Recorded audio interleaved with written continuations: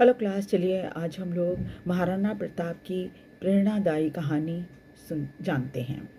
मेवाड़ के राजा महाराणा प्रताप का पूरा नाम महाराणा प्रताप सिंह सिसोदिया था। उदयपुर मेवाड़ में ये सिसोदिया वंश के राजा थे।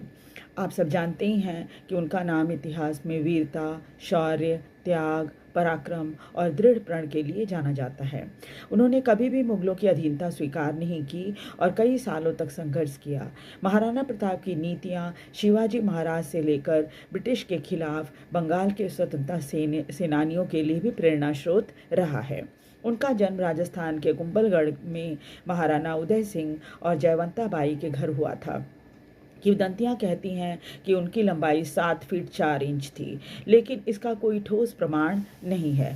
परंतु इतना तो समझ ही सकते हैं आप कि वो एक लंबे और गठीले शरीर वाले व्यक्ति थे। अकबर द्वारा 4 दूतों को भेजकर उन्हें समझाने का असफल प्रयास किया गया था। अंततः जब वो नहीं माने तो हल्दी घाटी का युद्ध हुआ था 1576 में। मुगलों का नेतृत्व आमेर के राजा मान सिंह कर रहे थे। 3 दिन तक ये युद्ध चला। इस युद्ध में महाराणा प्रताप को वहाँ के भीलों ने भी, राजस्थान के भीलों ने भी साथ दिया था।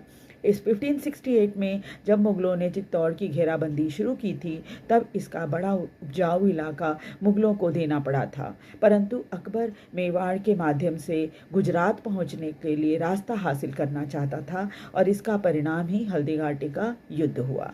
ऐसा माना जाता है कि मेवाड़ की सेना तो शुरुआत में बहुत सफलता पा रही थी। धीरे धीरे परिस्थितियां उनके विपरीत होने लगी और महाराणा खुद भी युद्ध में घायल हो गए थे।